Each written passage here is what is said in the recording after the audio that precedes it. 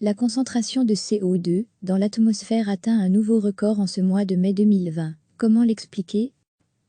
417,37 ppm, parties par million, c'est la concentration moyenne en CO2, dioxyde de carbone, dans l'atmosphère enregistrée par l'Observatoire de Mauna Loa sur l'île d'Hawaï pour la journée du 2 mai dernier.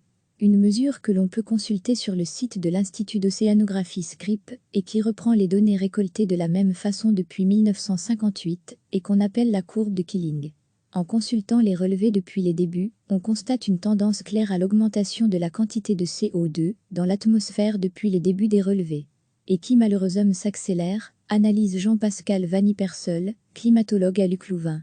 Il y a une accélération de l'épaisseur de la couche d'isolant thermique. Parce que c'est vraiment ça que cette couche représente. Un isolant thermique donc, autour de la Terre, et qui contrairement à d'autres molécules, comme le dioxyde de soufre, oxyde d'azote, etc. qui ont fortement baissé grâce à la diminution du trafic et de l'activité industrielle ces dernières semaines, avec à la clé une amélioration de la qualité de l'air constatée très rapidement. Pour le CO2, ce n'est pas du tout comme ça, explique Jean-Pascal Vannipersol. Le CO2, c'est une pollution qui s'accumule année après année. Et donc, ce que la concentration mesure, c'est l'épaisseur totale de cette couche de pollution qui s'est accumulée depuis la révolution industrielle.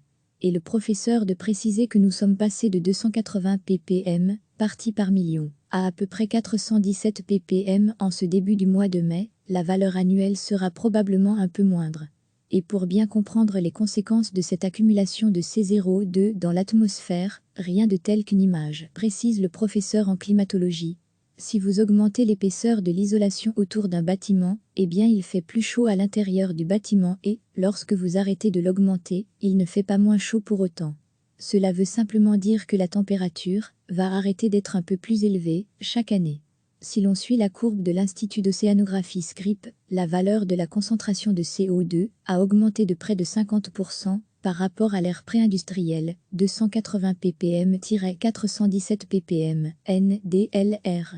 Si on voulait retrouver le climat qui a longtemps été celui de référence pour l'agriculture, pour les écosystèmes, etc., il faudrait retourner aux alentours des 350 ppm, nous explique Jean-Pascal Vannipersol en faisant référence au site 350.org. Une valeur, explique-t-il, qui permettrait de ne pas dépasser une augmentation de température de plus ou moins 1 degré au-dessus du niveau pré-industriel. Cela ne veut pas dire qu'il n'y aura pas de problème, mais que cela pourra être géré par la plupart des régions du monde.